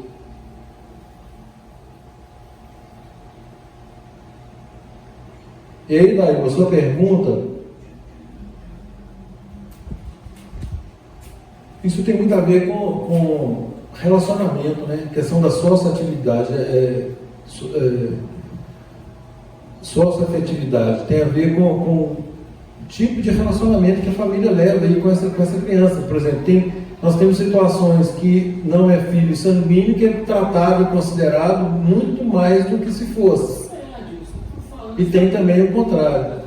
Agora você está perguntando, é lícito? Eu estou falando pelo lado humano mesmo. Isso. É porque o avô era muito pegado à criança. Depois dos 5 anos que foram fazer o DNA, não era neto. Ele simplesmente passou a odiar a criança, não deu pegado, quer que você vai nem ver. Então, É a traição, né? eu não acho Não tem que como voltar atrás. Isso mesmo. Que amor é esse? Em casa da minha família, assim, com 10 anos, se descobriu, não teve como voltar atrás. não tem culpa. Não, mas se voltasse, se rejeitasse, por exemplo, é uma situação complicada, porque cada caso A aí. própria pessoa sofreu muito, a própria vítima, no caso, que é criança, sofreu demais. com isso. É uma situação Não, o delicada. avô também foi vítima de um engano, de uma traição. É questão do abismo atraindo abismo, né? É um erro que vai gerando inúmeros outros erros, vai todo mundo colocando. O meu Erro em pensamento, cascata. o meu pensamento, eu acho que o avô deveria entregar o filho, a criança, ao pai dele, ou a quem quer que seja, e falar assim, eu estou te entregando, mas eu te considero como meu neto, mas não é. Às vezes não Entendeu? E a criança vai crescendo e vai crescendo, até a idade adulta. Isso. Agora, simplesmente abandonar assim, eu acho desumano. Não, pelo amor de Deus. Mas, pelo amor de Deus. É uma situação E complicada. o medo de proteção do filho de apedrejado, né, se for rebelde, né, para proteger, para evitar que tenha isso. O objetivo é evitar o adultério. Na verdade, é a prevenção. É, exatamente. Para que não aconteça o acidente, Não ou vai ser não mexe. Se acontecer, olha pra você ver o que pode suceder. Exatamente, entendeu, Dani? O princípio aqui é de proteção, é para que não faça, entendeu? Então, assim, é para preservação da família, preservação aí da fidelidade do relacionamento.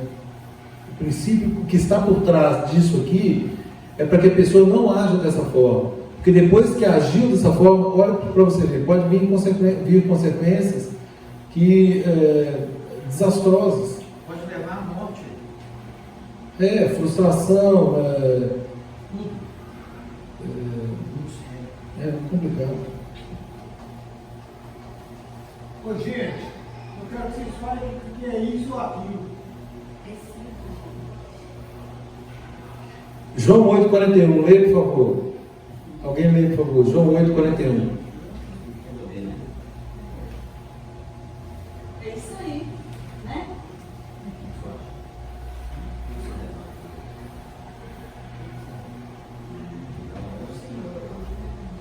Vocês fazem as obras do seu Abba e comem ele.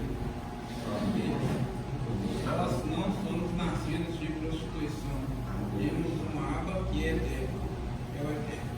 Outra versão, por favor. Vocês estão fazendo as coisas que o pai de vocês faz. Nós não somos filhos ilegítimos, eles disseram. Temos apenas um pai, Deus. Outra versão. É João mesmo. João 8,41. João 8,41. Vós fazeis as obras do vosso Pai. Disseram, pois, nós não somos nascidos de prostituição. Temos um Pai que é Deus.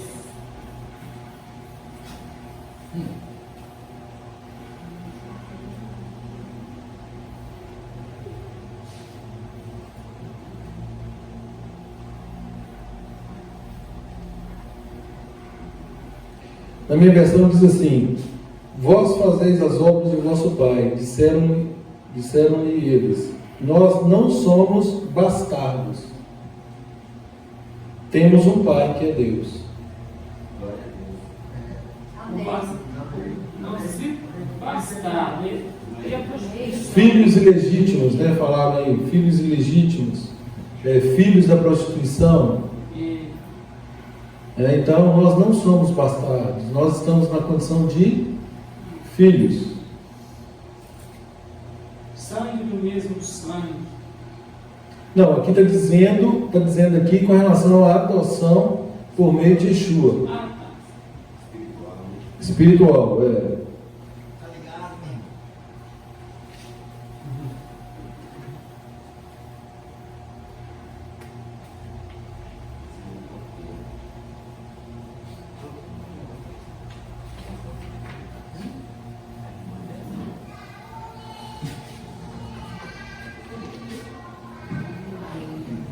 Gente, tem uma proibição expressa aqui das filhas de Israel, capítulo 23, verso 17. Das filhas de Israel não haverá quem se prostitua no serviço do templo, nem dos filhos de Israel haverá quem o faça. Nós sabemos que No templo de Diana havia prostitutas. cultuais. Isso.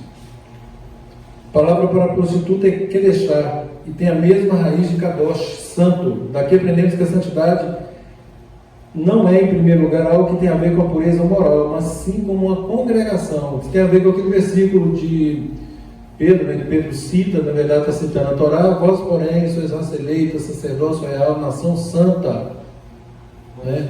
Povo de propriedade exclusiva de Deus, a fim de proclamar as virtudes daquele que nos tirou das trevas para a sua maravilhosa luz. Então, como Israel era uma nação sacerdotal, né, tem essa proibição aqui também com relação às filhas.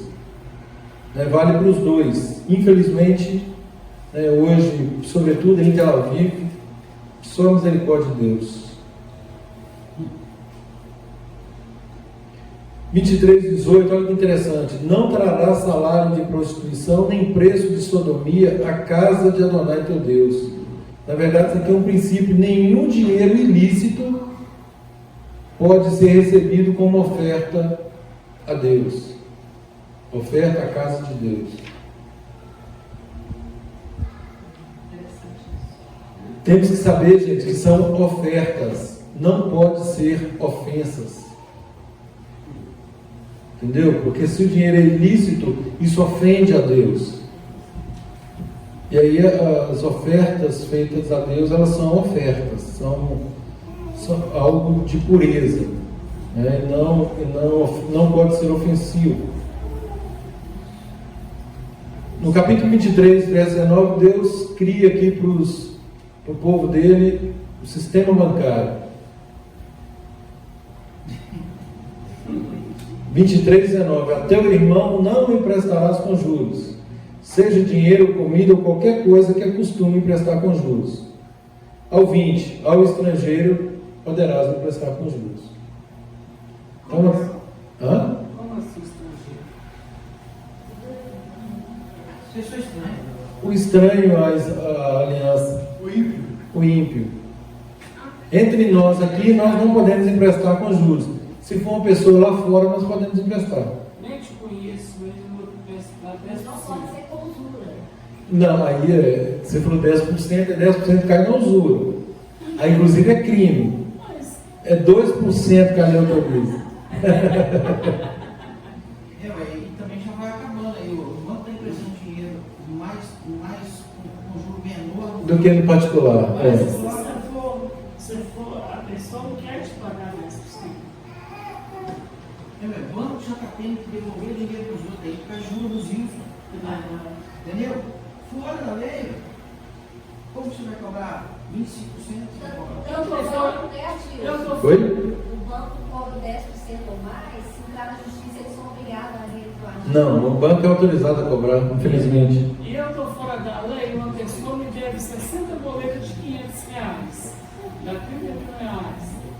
Chegou um amigo meu e falou: eu conheço esses boletas, cara, gente boa, eu vou te dar R$20 mil as boletas, eu posso vender? Pode, sem problema. Não, você está antecipando o crédito, sem problema. Sem problema. E o senhor venderia? Ué, depende da necessidade. Às vezes 20 mil na mão, agora ele vai me dar um lucro muito maior do que R$500 por mês daqui a 5 anos. Né? Com É o que certeza. eu pensei, me dá um dinheiro de Custo-benefício, me dá um custo-benefício. dinheiro de bens. Esse camarada aqui é judeu. Ele é, mano. Sabe, né? Eles não cavalo Mas bom. vai sair na mão do bebê voando. Não, é o cavalo bom do céu. Do que, ainda mais isso do que 60 voando. Você quanto? Ah, custa 500, você me dá 400, né, Dani? Depois você me paga. É do senhor. É do senhor. Dá 5 de 20, depois pega. É 500, você vai fazer essa conta. É daí igual aquele personagem, fazemos qualquer negócio. Lícito, é claro. É verdade.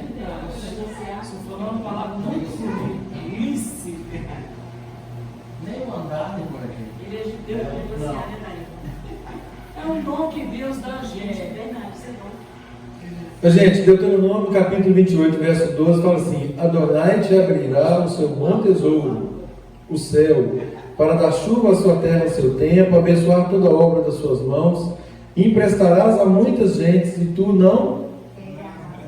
Amém. Está vendo aí o princípio? Deuteronômio o quê?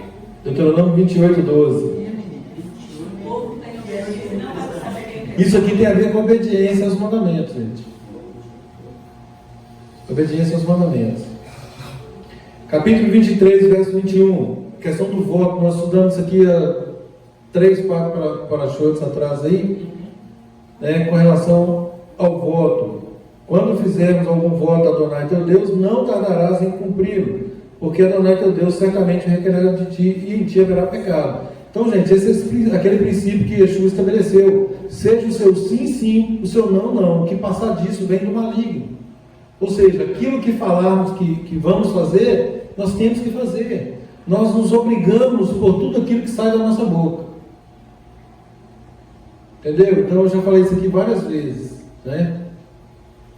Nós nos obrigamos por tudo aquilo que falamos. Não pode jurar nem pelo céu nem pela terra. Em suas palavras. Sim, isso, exatamente. Sim, sim, não, não. Ou pode, não pode, não pode. Né?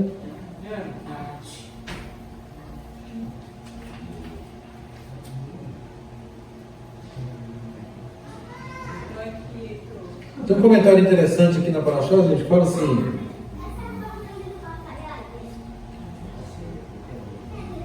Eclesiastes 5, 4, 6 fala o seguinte: olha, quanto a Deus fizeres algum voto, não tardes em cumpri-lo, porque Adonai não se agrada de tolos.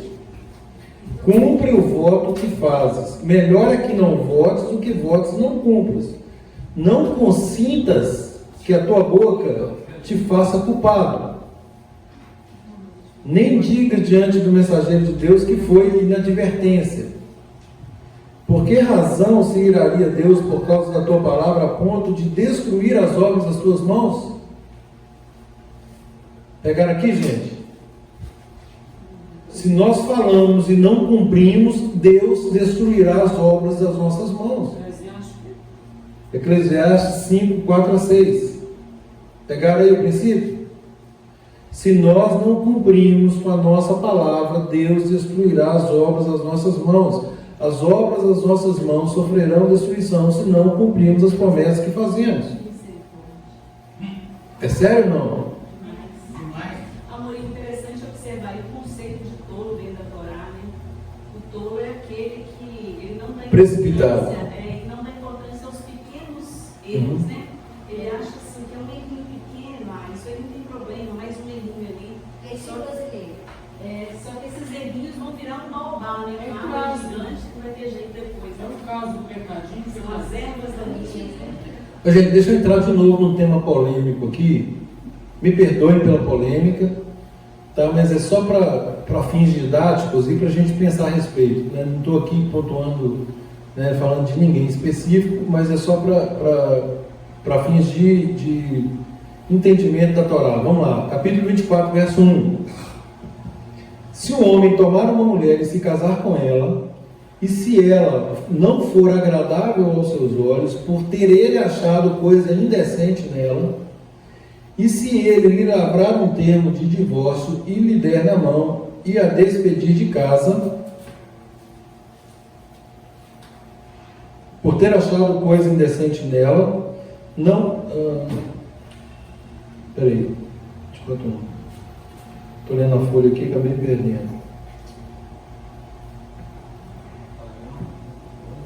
E a despedir de casa, verso 2: E se ela, saindo da sua casa, for se casar com outro homem, e se este aborrecer e lavar termo de divórcio, e lhe der na mão e a despedir de sua casa, ou se esse último homem que a tomou para si por mulher vier a morrer, então seu primeiro marido que a despediu não poderá tornar a desposá-la para que seja sua mulher, depois que foi contaminada, pois é abominação perante o Senhor. Assim não farás pecar a terra que o Senhor, teu Deus, te dá por herança. Aqui fala do divórcio. Então eu vou me ater aqui à primeira parte que diz assim: se o homem tomar tomar uma mulher e se casar com ela, e se ela não for agradável aos seus olhos, por ter achado nela coisa indecente, e se ele lavrar um termo de divórcio e a despedir de casa. Vamos comparar esse texto com Mateus 19, 3, 10, que diz assim, eu vou ler aqui para ser mais rápido. Vieram a Yeshua alguns fariseus e o experimentavam, de novo, né? O tempo todo ele era experimentado pelos fariseus. É lícito ao marido repudiar a sua mulher por qualquer motivo?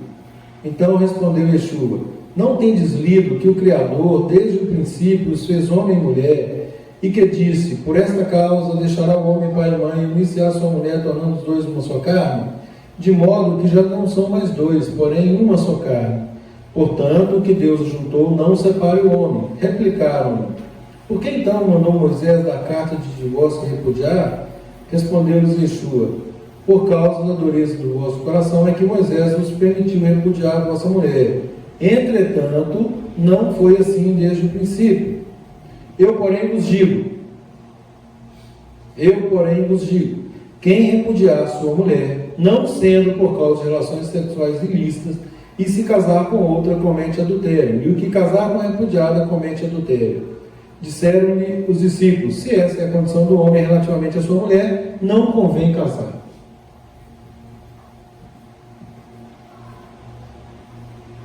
Então, regra geral, o divórcio é permitido ou é proibido? Regra geral.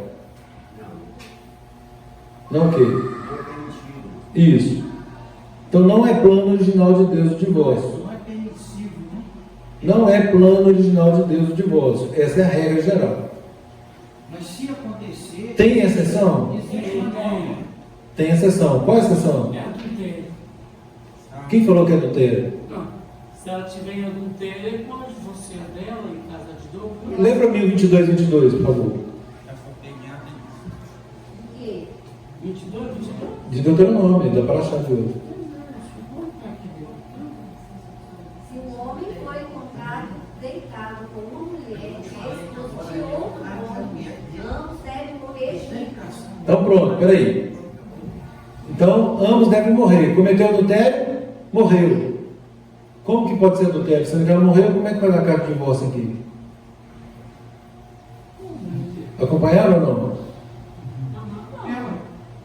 Que lá é julga para a morte.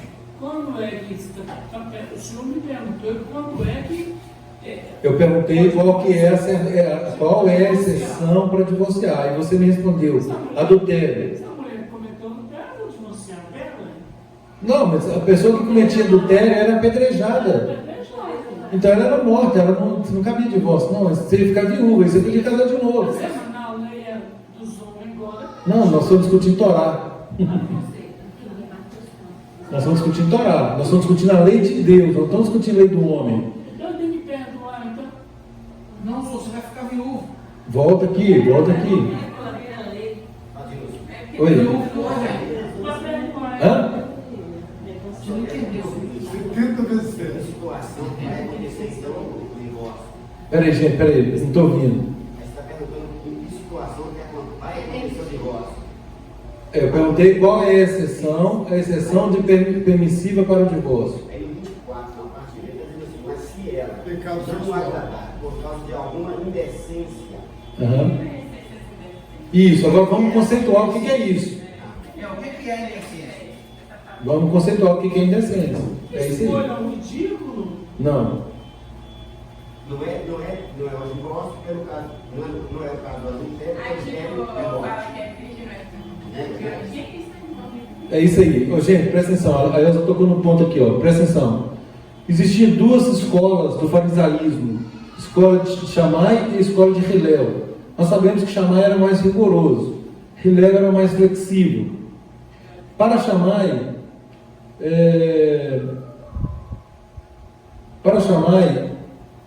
não há exceção. Aliás, a exceção está na fornicação.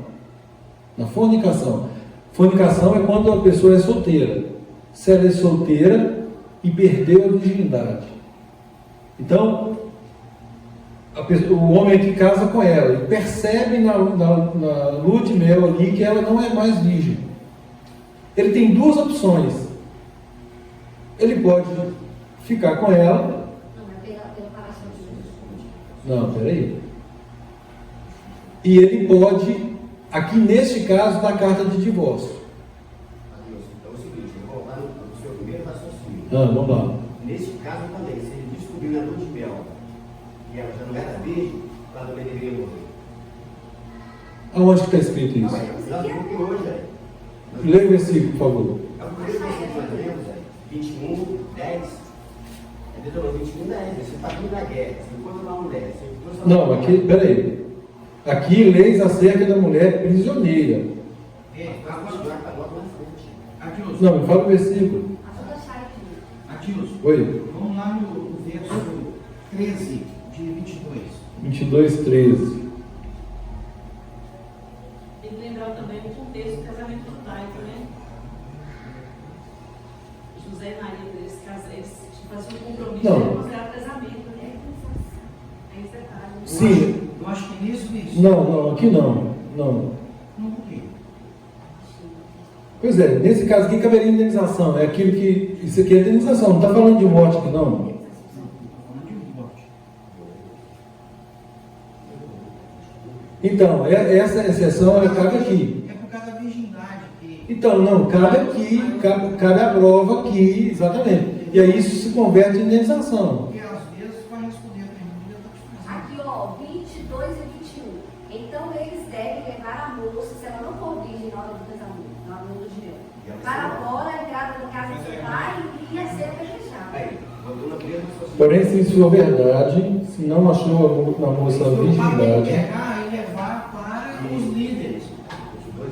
É porque a gente passou isso aqui, a gente pegar com o versículo. Ela também vai ser morta. Então não é esse caso primeiro. Peraí, vamos botar aqui. Minha filha, por mulher é este homem, porém ele aborreceu, e atribuiu atos vergonhosos, dizendo: não achei virgem a tua filha.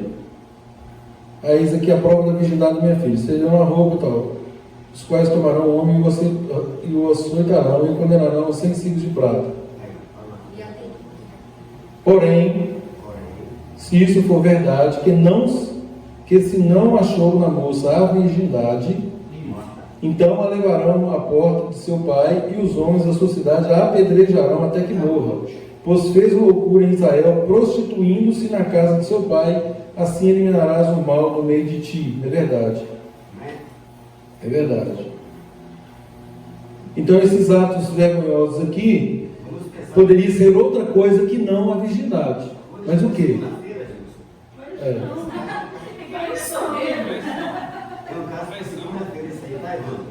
Não, mas aí cairia aqui, ué. É o que eu falei, o assunto é complexo. Esse curso que eu já peguei fala qualquer ato sexual ilícito, um animal. Não, tem essa compreensão também. Mas aí, mas para falar isso aí, como que prova? Ele teria que provar, ó. Segunda-feira todo mundo estuda e traz, hein, gente? Não, é um assunto polêmico. Não, isso é um procedimento, nós estamos cuidando do caso primeiro. Saber qual caso, para depois saber sobre o procedimento. É muito interessante mesmo, porque o texto cultural diferente do nosso também, a gente tem que estudar todo detalhe. Mas Evandro, você ia falar, nós queremos te ouvir, né? Não, eu não quero falar. Quer com fome, meu? Você tinha manifestado, ele tinha? Eu quero falar depois do almoço. Depois do almoço. A glicose baixou, né?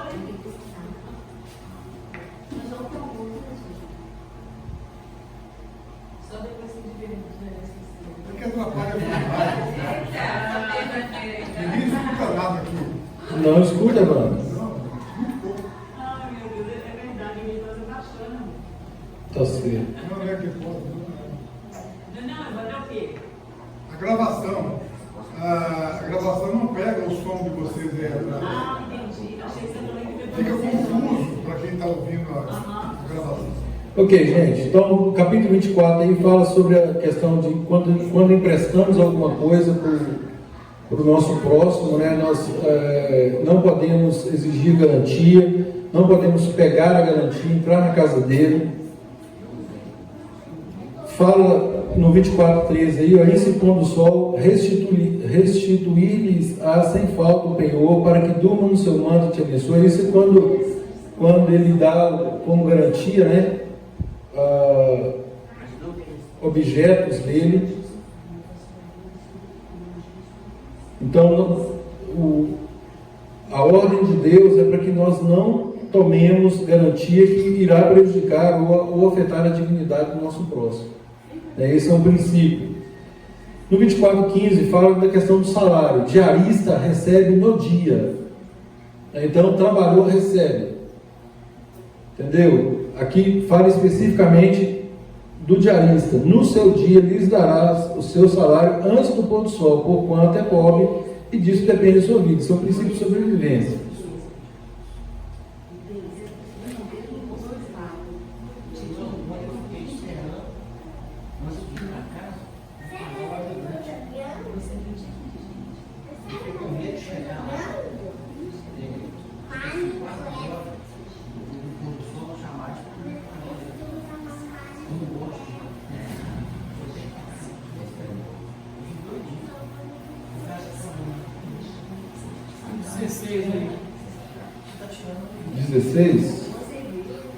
Os pais não serão mortos no lugar dos filhos, nem os filhos no lugar dos pais. Cada qual será morto pelo seu pecado. Dúvida? É referente ao pecado. Sim. Deixa eu ver se eu adianto aqui. Não considere minha fala uma reivindicação, por favor.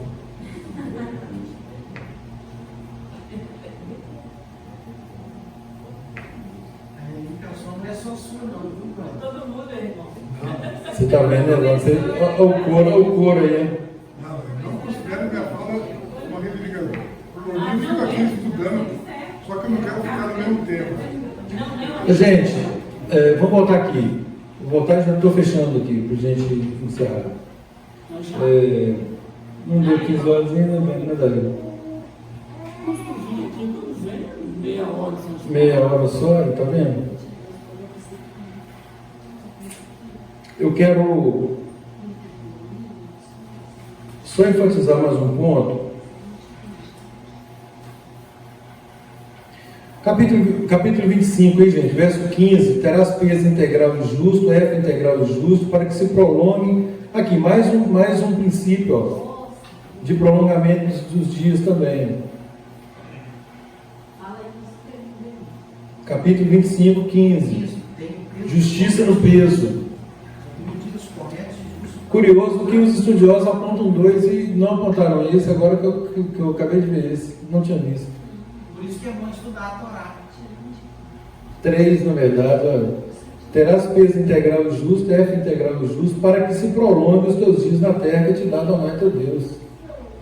Então, mais um princípio de justiça aqui, né? Tem um provérbio que diz que ninguém constrói a vida sobre a perversidade. Balança enganosa. E balança enganosa aqui vale para todo tipo de engano, né? Todo tipo de engano. Isso. 25:16, ó, porque abominação a Adonai teu Deus, todo aquele que pratica tal injustiça. Não diz assim, pois todo que pratica essas coisas. E aí faz uma alusão no verso 17 que é Amaleque. Quem negocia de forma desonesta é detestável. Isso, é isso aí. Pode não cobrar de acordo com o bolso do cliente é errado. A cadeira tem que custar para o pobre o mesmo preço. Como assim? Essa cadeira tem que ter o preço dela. Claro, lógico. Pobre e justo, porque tem gente que vai no bolso. Você tem dinheiro ou muito mais. Agora vai no Mercado Livre e olha os valores. Não, Não, a loja é um preço fixo. O cara pode colocar. Prestação de serviço é mais difícil. Prestação de serviço. Você vai cobrar um preço para o outro e cobrar outro. Tá, você pode ter o seu preço, é sempre. Essa pessoa não pode, você pode dar um desconto para ela. Mas aumentar porque o outro não de acordo com a condição, né? São critérios de justiça. É agir com justiça. Agir com justiça.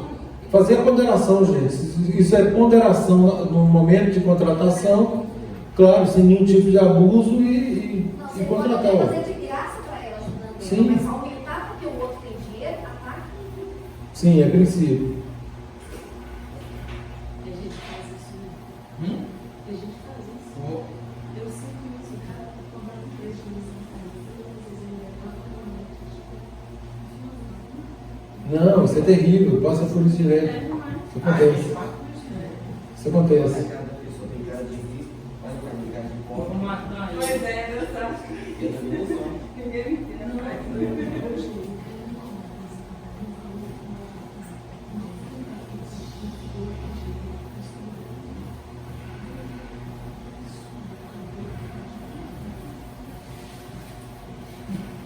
Mas, gente, vamos voltar aqui para encerrar.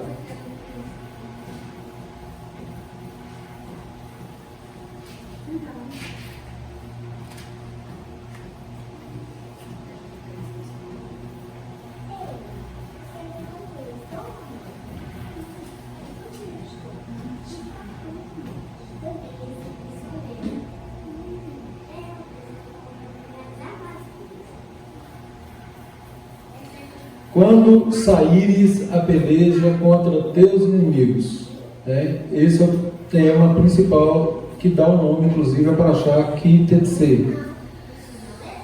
Uma aplicação prática aqui, esse quando saíres a peleja contra os teus inimigos, né? Aplicação prática agora espiritual, né?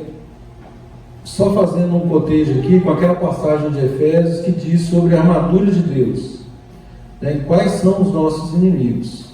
Aqui nós tratamos de uma guerra no mundo físico, né? Aqui está falando especificamente de uma guerra em Israel, mas isso tem aplicação prática para nós, né? Hoje, aqui, por exemplo, né? Fala de uma que hoje eu até falava isso com a Daíl, que nós estamos aqui vivendo e muitas vezes nós relaxamos, achamos que a vida se resume àquilo que fazemos, né? É como se fosse um parque de diversões, né? Andamos distraídos pela vida, e aí nós temos que saber o que? Aí entra o estudo que nós estamos fazendo de Colossenses, né? Nós que fomos ressuscitados em Cristo, né? Nós devemos viver agora, né? Com foco nas coisas de Deus, nas coisas do alto. E aí nós passamos por diversas provações, né? Diversas lutas, né? E também eu enfatizava isso com a Daíl, no que toca a condição humana, ou seja, essas lutas, embora obviamente elas acontecem no mundo material, e aí vem pessoas para nos ofender, para tentar tirar romper com o nosso relacionamento com Deus, sobretudo, nós temos que ter em mente que não são as pessoas, né? A nossa luta, ele fala lá em Efésios, que a nossa luta não é contra carne e sangue, mas contra principados e potestades que atuam nas regiões celestes. Então, quando sairmos, né, ou seja, devemos estar atentos o tempo todo com relação a essa guerra espiritual. E aí nós temos que nos revestir de toda a armadura de Deus. De toda a armadura de Deus. E aí entra todos aqueles princípios que nós estudamos aqui hoje.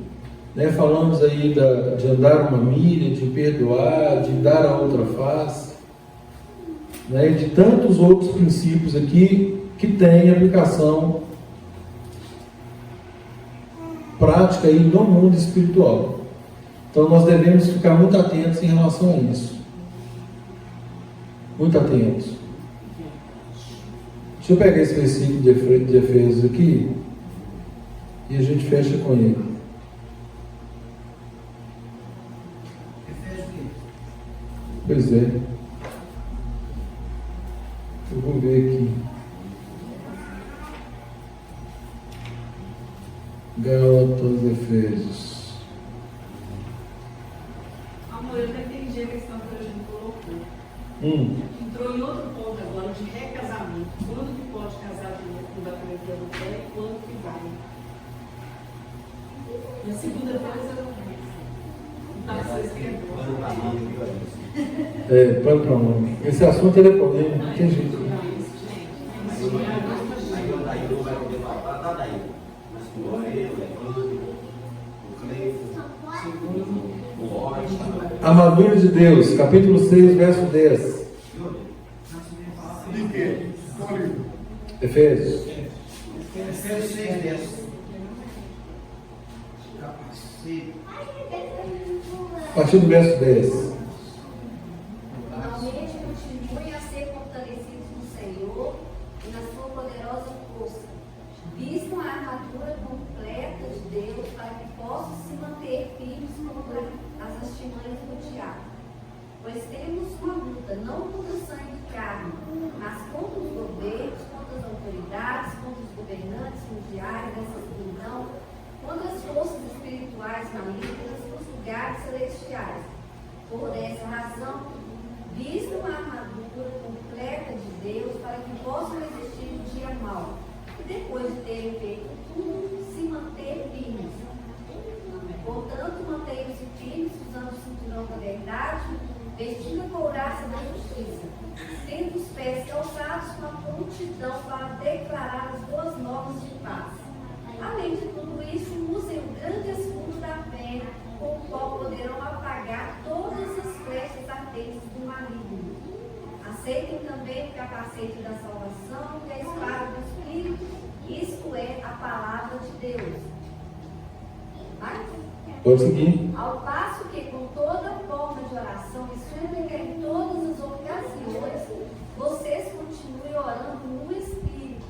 E para esse fim, fiquem despertos, fazendo constantemente súplicas a favor de todos os santos. Só até o verso 19. Ore também por mim, para que me sejam dadas palavras quando eu abrir a boca, a fim de que eu consiga falar corajosamente ao tornar conhecido o segredo sagrado das boas novas. Segredo sagrado da Segredo sagrado das boas novas. Então, gente, isso, ó, nessa luta, nessa guerra, né, que nós começamos falando aqui, que tem que ser quando saíres, ou seja, neste mundo, né, enquanto vivemos, nós estamos numa batalha, numa luta que é espiritual. Então, temos que ser fortalecidos em Deus e no poder dele. Né? E ser fortalecido em Deus e no poder dele em toda a palavra revelada, que já se encontra revelada e que estamos estudando, né, dia após dia. Fazendo isso, nós permaneceremos inabaláveis. Então, meditem nesse texto, né, como sendo aí de toda a armadura de Deus, para que efetivamente nós possamos obter vitória, né, naquilo que estamos engajados. Amém? Amém. Que o Senhor nos abençoe e nos guarde, que o Senhor faça resplandecer o rosto dele sobre nós e tenha misericórdia de nós, que sobre nós ele levante o rosto e nos dê a paz. Amém. Shabbat shalom a todos.